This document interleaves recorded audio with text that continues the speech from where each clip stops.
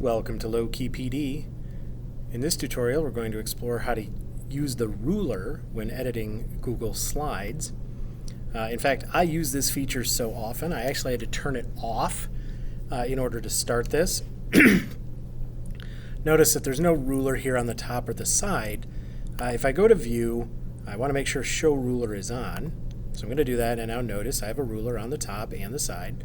And the reason that's beneficial is that's going to allow me to be very precise when I move around objects, because if I grab this text box, notice as I move that up near this left-hand corner I have two little segments that are moving with the ruler as I drag the box.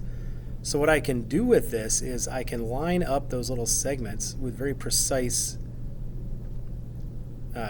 ruler measurements, marks on the ruler, and when I drop it, it's just going to be in the position that I wanted it, and it will be very precise. I won't have to guess whether or not that is lined up correctly. Just a really nice way to add some precision to your slide design in case that's an area where maybe you thought your slides were a little bit lacking.